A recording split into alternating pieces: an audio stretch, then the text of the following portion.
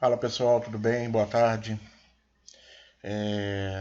Vamos aqui para dar continuidade às nossas aulas, né? Lembrando para vocês que a gente tem uma previsão aí dadas pelas autoridades de Pouso Alegre, né? Pelas autoridades sanitárias, autoridades de saúde e pela Associação Comercial de Pouso Alegre, a CIPA, né? A gente tem uma previsão de retorno em setembro, mas a gente não sabe data ainda e não tem nada definido, tá? Então a gente vai levando por aqui da maneira que dá. Peço primeiramente desculpa por essas 2 semanas sem conteúdo, sem matéria.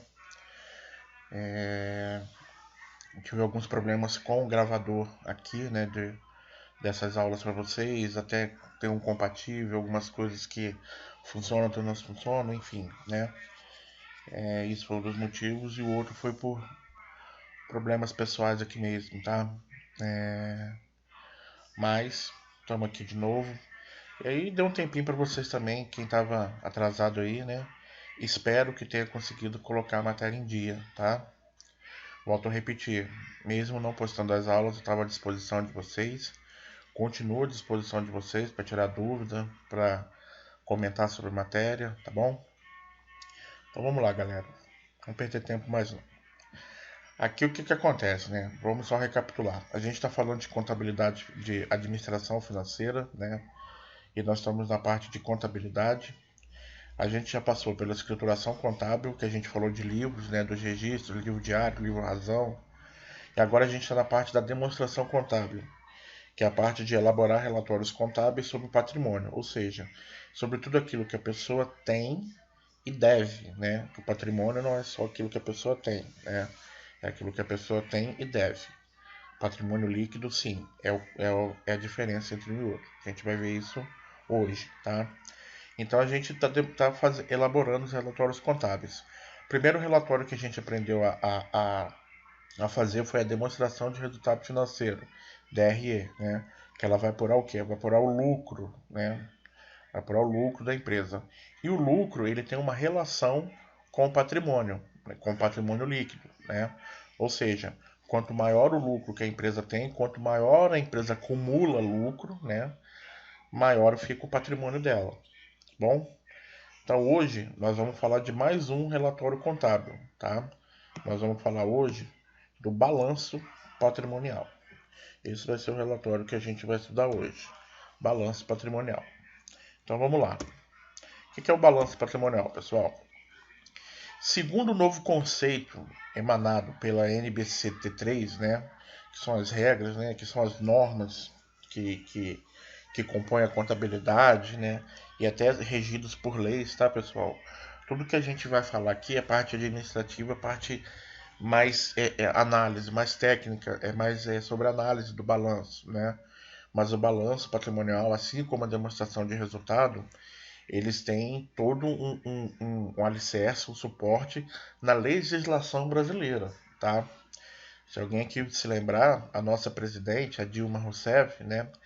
Uma das causas do impeachment dela foi que ela estava manipulando, foi que ela estava é, é, fraudando, alterando o balanço patrimonial do governo, né, do Brasil, né, vamos dizer assim. Ela estava colocando dados lá que não eram reais, eram dados falsos, tá? Para vocês terem uma ideia como isso é sério. Então, o balanço patrimonial ele é regido por lei, né? E o que ele se destina, né? É uma demonstração contábil destinada a evidenciar, ou seja, mostrar quantitativamente e qualitativamente, numa determinada data, o patrimônio e o patrimônio líquido da entidade. Por que a gente fala quantitativamente e qualitativamente? Porque quantitativamente ele vai mostrar os números em si, né? Quanto que a empresa deve, quanto que a empresa tem, qual que é o valor do caixa, qual que é o valor de uma conta que ela tem no banco. Isso é quantitativo, tá? E qualitativamente, o que o balanço vai evidenciar? A situação econômica da empresa, como que a empresa está economicamente, tá? Então, assim, vamos fazer uma analogia. Quando a gente vai ao banco, né, a pessoa física, quando ela vai ao banco pedir um empréstimo, solicitar um financiamento, fazer alguma coisa, são várias exigências que são feitas a gente, tá? Se a gente tem casa própria, se a gente tem carro, se a gente possui algum bem, se a gente ganha bem, se a gente quantas pessoas moram na nossa casa, se a gente mora de aluguel, se a gente... Por que tudo isso? Porque além da situação financeira, que é aquela do momento, tá? O banco ou a instituição financeira, ele vai analisar a nossa situação econômica, ou seja, se eu tenho condições de arcar com os meus compromissos e se por um acaso eu não tiver condições de arcar com meus compromissos, se essa instituição financeira tem onde tirar para não ficar no prejuízo, tá? Isso é questão, né, de uma pessoa física. Quando uma empresa, uma pessoa jurídica, um CNPJ, vai a um banco, vai a uma instituição financeira pedir um empréstimo, solicitar um financiamento, o que essa instituição financeira pede? O balanço patrimonial. É um dos relatórios, porque ali ele vai analisar a situação, a saúde econômica da empresa, tá? Então, o balanço patrimonial, ele vai dizer para a gente como que está o nosso patrimônio, né? E o nosso patrimônio líquido, né? Então, qual que é a diferença de um para o outro? Patrimônio é tudo aquilo que a gente tem e tudo aquilo que a gente deve, né? É tudo aquilo que a gente tem direito a receber e tudo aquilo que a gente tem obrigação a pagar. Isso é patrimônio. O que é o patrimônio líquido? Eu vou pegar tudo aquilo que a gente tem, tudo aquilo que a gente tem direito a receber e vou diminuir tudo aquilo que a gente deve e tudo aquilo que a gente tem que pagar. O que sobrar é meu patrimônio líquido, né? Vamos lá. Essa demonstração contábil representa graficamente a estática, ou seja, como se fosse uma foto patrimonial, evidenciando claramente os elementos patrimoniais. Pode-se comparar o balanço com uma fotografia do patrimônio de uma entidade em determinado momento. O balanço patrimonial, pessoal, ele é constituído de 3 elementos, tá? A gente tem o ativo, a gente tem o passivo e a gente tem o patrimônio líquido, tá? E ele é dividido em 2 partes, de um lado o ativo e do outro lado o passivo e o patrimônio líquido, beleza? Isso nós vamos ver mais um pouquinho para frente aí. Beleza. O que é o ativo? O ativo, ele compreende as aplicações de recursos representadas por bens e direitos. Tá? O que significa isso? Compreende as aplicações de recursos representadas por bens e direitos. Ativo é tudo aquilo que a gente tem, é tudo aquilo que a gente possui. Tá? Então, uma empresa, o que são os ativos da empresa? As máquinas, o prédio, se for dela, os equipamentos, os computadores, as mesas, todo o maquinário, toda a estrutura, todos os móveis, todos os utensílios, todos os equipamentos, os veículos, os caminhões, as marcas, o nome das marcas, o prédio, o terreno, tudo que for da empresa, que for dela, que ela comprou, ela adquiriu, é um ativo, tá? Isso são os bens. E o que são os direitos? Direitos é aquilo que eu tenho a receber. Então, por exemplo, se eu vendo a prazo para o meu cliente, eu tenho direito a receber aquilo ali, aquela venda. Então, isso é um direito. Então, isso entra também no meu ativo, tá bom? O que é o passivo? O passivo é justamente o contrário. O passivo compreende as origens de recursos representadas pelas obrigações para com terceiros. Ou seja, o passivo é tudo aquilo que eu devo, né? Então, por exemplo, para eu poder comprar um terreno, por exemplo, eu fiz um financiamento. Então, eu estou devendo para o banco, para uma instituição, né? Eu estou devendo um dinheiro. Então, isso é o meu passivo. É tudo aquilo que eu devo. São todas as minhas obrigações. É tudo aquilo que eu tenho que pagar, tá? Patrimônio líquido, nós já comentamos, mas vale aqui o conceito. Compreende os recursos próprios da entidade e seu valor é a diferença entre o valor do ativo e o valor do passivo. Portanto, o valor do patrimônio líquido pode ser positivo, nulo ou negativo. Quando o valor do patrimônio líquido for negativo, esse também é denominado de passivo a descoberto. Esses termos aqui, pessoal, por enquanto a gente não precisa entender não, tá? Mais para frente nós vamos alinhar tudo e deixar tudo bem claro para vocês, tá bom? Importante a gente entender o conceito de ativo, passivo e patrimônio líquido. Esses três conceitos são importantes. Então, ativo é tudo aquilo que a gente tem, todos os nossos bens e nossos direitos que a gente tem a receber, e passivo é todas as obrigações e tudo aquilo que a gente deve, que a gente tem que pagar. Né? E o patrimônio líquido é a diferença do ativo para o passivo, um menos o outro. Se o ativo for maior que o passivo, eu tenho um patrimônio líquido positivo. Se for igual ou nulo, e se for negativo, é passivo a descoberto, né? Ou negativo. Isso, pessoal, não vai ter a ver, tá? Assim, o balanço, sempre o valor do ativo e o passivo eles vão bater porque o patrimônio líquido vai estar ali junto. Isso nós vamos chegar no consenso depois lá, tá? Qual que é a estrutura do balanço patrimonial? O balanço patrimonial é dividido entre ativo e passivo, e sua estrutura se dá de acordo com os índices de liquidez de cada conta que compõe o balanço, já que eu volto para falar sobre os índices de liquidez, tá? As contas de maiores índices são discriminadas primeiro no balanço patrimonial, isso nós vamos entender. Então, o que é um índice de liquidez? Está escrito aí no rodapé aqui, ó. Capacidade que uma conta tem de se transformar em dinheiro. As primeiras contas discriminadas no balanço são as de maior índice.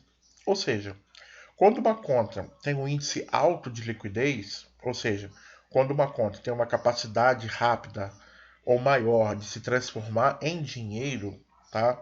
Isso significa que essa conta ela vai vir primeiro na descrição do balanço, né? Vamos ver um balanço aqui para vocês entenderem. Ah lá, ó, eu tenho do lado o ativo e tenho do outro lado o passivo, tá? Reparem que o ativo, o valor dele é igual ao do passivo, né? Por que o valor é igual? Porque eu tenho o ativo menos o passivo, que vai dar o capital, o patrimônio líquido, e eu somando o passivo circulante, o restritivo a longo prazo, mais o patrimônio líquido, eu tenho o valor total do passivo, tá? Vamos olhar aqui a questão das contas aqui do ativo, né? Uma conta que tem uma liquidez alta, ou seja, uma conta que tem uma capacidade de se transformar em dinheiro rapidamente, né? Por exemplo, eu tenho uma conta caixa.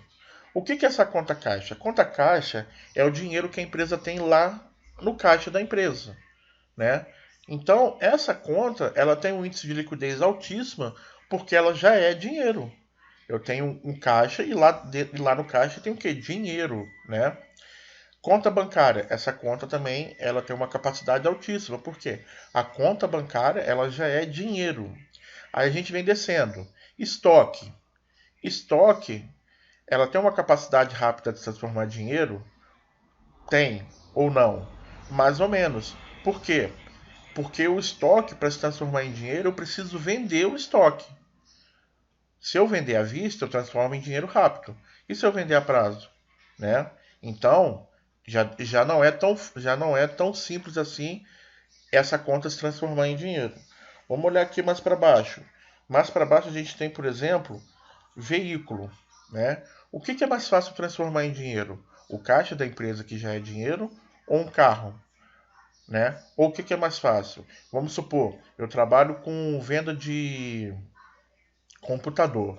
Né? Aí eu tenho lá no estoque 10 computadores. Bom, se eu trabalho com venda de computador, eu espero vender os computadores, mas eu tenho o estoque. Então, o que é mais fácil transformar em dinheiro? Vender o computador ou vender um carro que eu utilizo para trabalhar?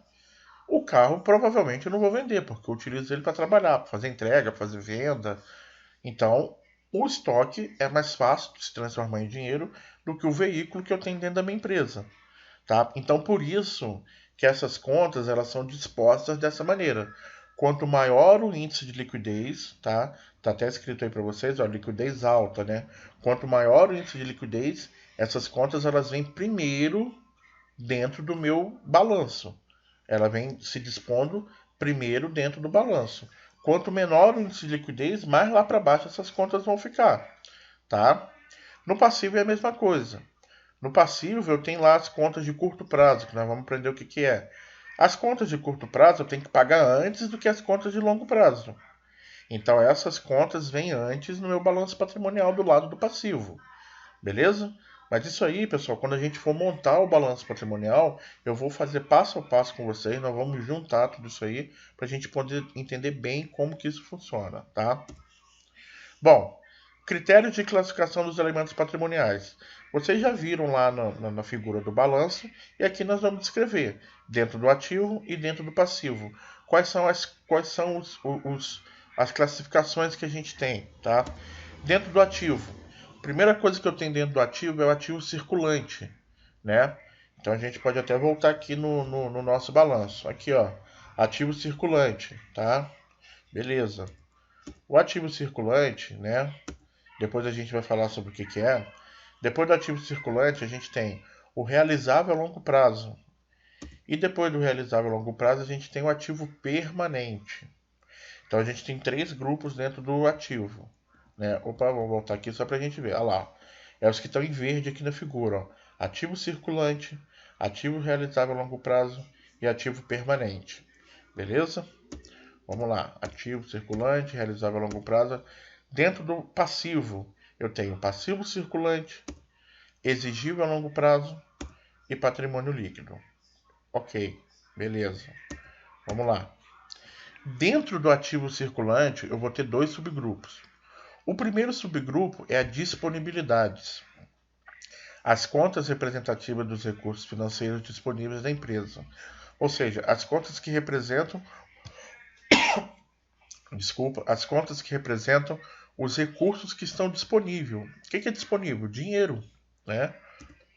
Então tem geralmente a conta caixa e a conta banco movimento, né? Banco conta movimento.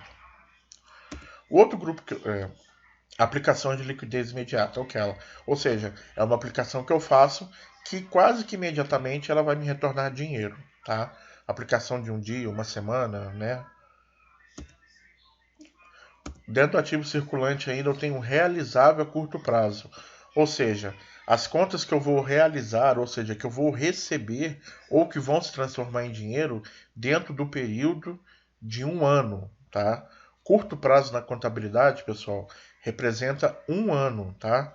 Então, o que eu estou dizendo aqui é que dentro do realizável a curto prazo estarão as contas que vão se transformar em dinheiro dentro do período de um ano. Quais os exemplos que a gente tem? Duplicatas a receber, é que eu falei do cliente. Se eu vendo para o meu cliente, eu vou ter um período para receber desse meu cliente. E todo período que tiver dentro de um ano entra no realizável a curto prazo. Duplicatas descontadas, né? A empresa precisa fazer fluxo de caixa, ela tem uma duplicata aqui, né? Um cheque, alguma coisa, ela vai lá e desconta isso com valor menor, mas ela faz dinheiro com isso aí. Títulos a receber, estoque, né? E depois disso eu tenho o ativo realizável a longo prazo, é o segundo grupo. Então eu tenho ativo circulante, dentro do ativo circulante eu tenho 2 subgrupos, disponibilidades e realizável a curto prazo. Agora eu tenho realizável a longo prazo, que é o segundo grupo, né? As contas representativas de bens e direitos realizados após o final do exercício social seguinte, ao do encerramento do balanço, ou de acordo com o ciclo operacional da empresa. O que isso quer dizer? Realizável a longo prazo são as contas que eu tenho a receber posterior a um ano. Ou seja, que os vencimentos estão acima de um ano. Tá? Os exemplos. Imóveis que eu vou destinar à venda. Né? Então eu tenho um imóvel para vender. Não é fácil vender o imóvel, né, pessoal? Então se eu coloco lá para vender, pode ser, né? Ah, mas pode ser que você venda amanhã. Pode. Mas o normal é que eu demore um tempo para vender. Então, por praxe, as empresas, né, por convenção, as empresas colocam nisso no realizável a longo prazo, que é uma coisa que você não pode contar. Se eu colocar uma plaquinha de venda na minha casa hoje, não pode contar que amanhã eu vou vender. Pode ser que demore 6 meses, 18 meses, mas pode ser que demore 2 anos, 3 anos. Então, por praxe, essa conta fica no longo prazo. Calções contratuais a longo prazo, né? Então, alguma coisa de que você deu um dinheiro para fazer a calção, né? Para garantir, para segurar alguma coisa, você só pode receber lá no final do contrato, e o contrato vai terminar daqui a 3, 4, 5 anos, né? Duplicatas a receber a longo prazo, duplicatas descontadas a longo prazo, títulos a receber a longo prazo, tá? E o último grupo de conta do ativo é o ativo permanente. Tá? O que é o ativo permanente? São aquelas contas que elas têm pouca capacidade de se transformar em dinheiro. Ou seja, ela tem um índice de liquidez baixo, né? E dentro do ativo permanente eu tenho dois grupos também. O primeiro grupo é investimento. O que são os investimentos? As contas representativas de direitos por participações permanentes em outras sociedades e os bens de direitos de qualquer natureza não classificáveis no ativo circulante e que não se destinem à manutenção das atividades da empresa. Exemplo: ações de outras empresas, provisões para perdas, obras de arte. O que ele quer dizer aqui com investimento, pessoal? Então, assim, ó, a primeira coisa de investimento é o quê? Eu posso ter ações de outras empresas, né? Uma empresa pode ter ações de outras empresas. Então, todo lucro que ela receber ali, ela vai entrar na minha empresa como investimento. Eu coloquei um dinheiro ali, aquela ação valorizou, deu retorno, eu recebi o retorno daquele investimento, né? Obra de arte, por exemplo. Eu tenho um quadro famoso, de um pintor famoso, né? Esse quadro é valorizado, né? Aí eu vendo esse quadro e eu tenho um retorno de dinheiro. É importante a gente deixar bem claro que esse retorno de dinheiro, tanto esse quanto do investimento, né, lá das ações das outras empresas, ele não é oriundo, ele não vem da minha atividade principal, tá? Então, vamos lá na minha lojinha de vender computador. A minha atividade principal, como que a empresa ganha dinheiro? Vendendo computador. Então, esse é a receita da empresa. Agora, eu tenho outras receitas. Lembra outras receitas lá na demonstração de resultado? Então, a obra de arte, por exemplo, se eu vendo, entraria lá em outras receitas. Ações de outras empresas entraria lá em outras receitas, né? Então, por isso que ele está aqui no ativo permanente, dentro do grupo investimento. Mas por que ele não está no grupo imobilizado? Porque no grupo imobilizado a gente vai ter equipamentos, bens que se destinem à manutenção das atividades da empresa. Vamos entender isso aí, né? Ah, mais um caso aqui: imóveis não de uso ou de renda, né? Então eu tenho um imóvel que está alugado, né? Então ele entra como investimento, né? Ativo permanente, imobilizado, grupo imobilizado. As contas representativas dos bens e direitos que sejam destinados à manutenção das atividades da empresa ou exercidos com essa finalidade, inclusive de propriedade industrial ou comercial. Exemplo: imóveis, né? Então, olha, vamos pegar a diferença aqui, ó, imóvel. Então eu tenho um prédio onde é instalado a minha empresa. Então aquele prédio ali, ele faz parte dos bens que são destinados à manutenção da atividade da minha empresa. Por quê? Porque se eu não tenho aquele prédio ali, eu não tenho empresa. Eu não tenho onde colocar a minha empresa. Agora, eu tenho um outro prédio que eu alugo salas. Então, esse outro prédio, a finalidade dele é diferente do prédio onde está a minha empresa. Então, por isso que um prédio está no grupo de investimento e o outro prédio está no grupo de imobilizado. Tá? Instalações, né? Então eu fiz umas instalações, fiação elétrica, arrumei encanação, pintei parede, subi parede, quebrei parede, fiz uma nova sala, pus uma porta nova dentro do imobilizado. Móveis e utensílios, né? Mesa, cadeira, os utensílios de uso do dia a dia, equipamentos de computador, impressora, tudo isso dentro do permanente, do imobilizado. Veículos, mesma coisa. Marcas e patentes, né? Jazidas de minério, plantações, tá? Com calma, na hora que a gente for estruturando o balanço, pessoal, essas coisas vão ficando mais claras para vocês. No primeiro impacto aqui, a primeira impressão parece que é complicado, que é difícil, mas vocês vão ver que não é, tá? Quando a gente fizer um balanço patrimonial junto, vocês vão entender como que funciona isso. Bom, falamos do ativo, agora tem um passivo circulante. O lado do passivo. O passivo ele também tem três grupos: passivo circulante, exigível a longo prazo e patrimônio líquido. Mas ele é mais fácil de se entender. Desculpa, pessoal, porque ele não possui subgrupo, né? Então, vamos lá. Quais são os grupos do passivo? No passivo circulante, as contas estão dispostas também, né, numa mesma situação, tá? obrigação de pagar dentro do curto prazo, período de 1 ano, né? No passivo circulante, que é o primeiro grupo ali, né? Nós podemos destacar o quê, né? Então, todas as contas que eu tenho que pagar dentro do período de 1 ano, né? Tudo que eu devo dentro do período de 1 ano está dentro do passivo circulante. O que eu destaco aqui? Fornecedor que eu preciso pagar, duplicata de qualquer outra natureza, empréstimo que eu fiz, financiamento, né? O exigível a longo prazo. Qual que é a diferença do exigível a longo prazo para o passivo circulante? No exigível a longo prazo, eu tenho as contas que eu devo, que a empresa deve, mas que eu tenho que pagar dentro de um período acima de 1 ano, tá?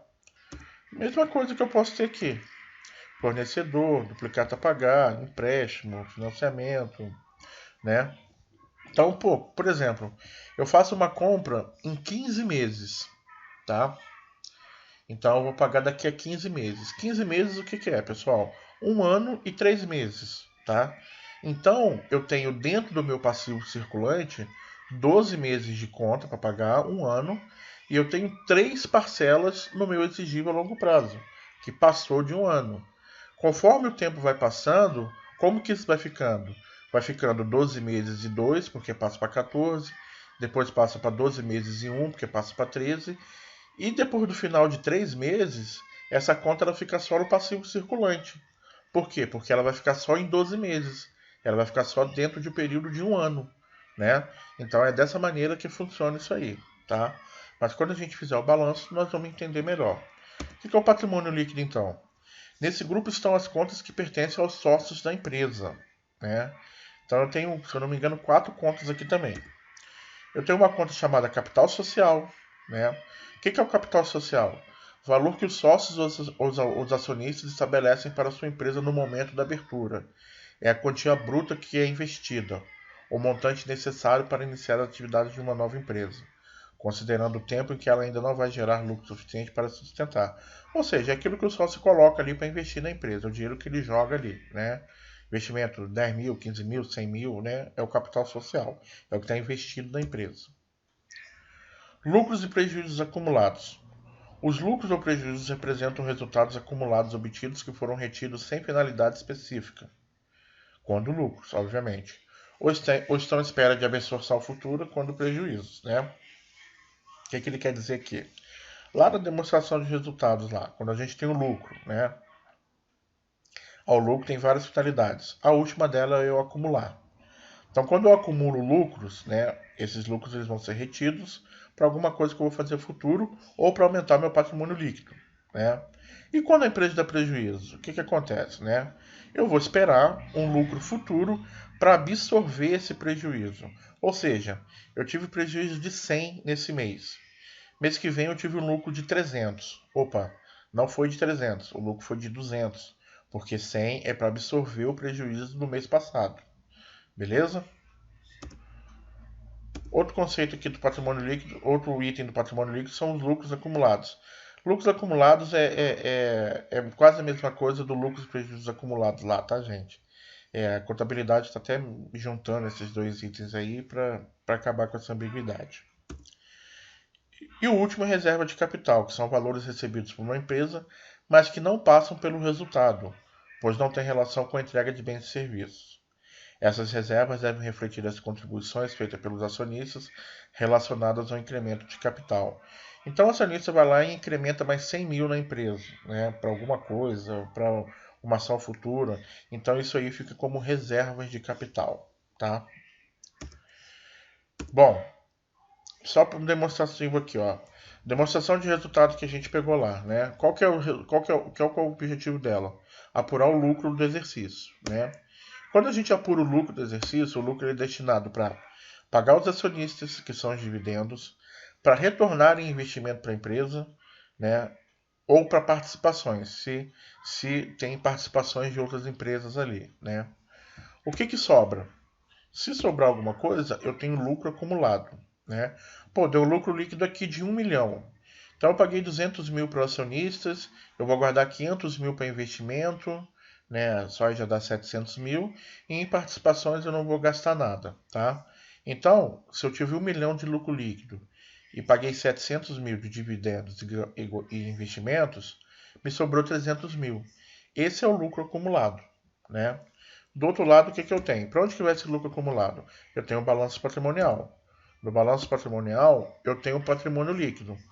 O lucro acumulado, ele vai cair no patrimônio líquido. Ele vai aumentar meu patrimônio líquido. Beleza? É isso, é essa relação que tem um com o outro. Qual que é a estruturação do balanço patrimonial? Como que eu chego para montar o balanço patrimonial, né?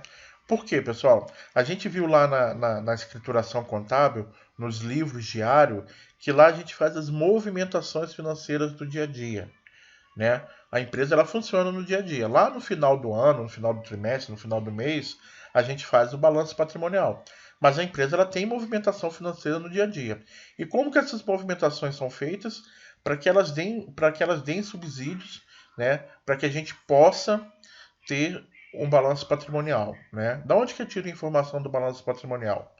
E aí que está o grande lance, né? Aqui a gente vai trabalhar, né?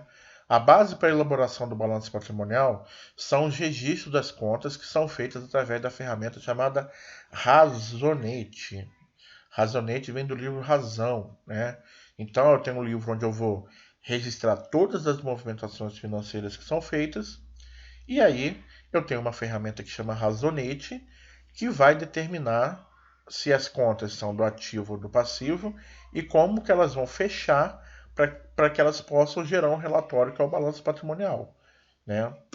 Então, o Razonete, ele é dessa maneira aqui. Ele é um T, tá? Ele é um T, porque do lado esquerdo eu vou ter um tipo de conta ou um tipo de situação, e do lado direito eu vou ter um outro tipo de conta ou outro tipo de situação.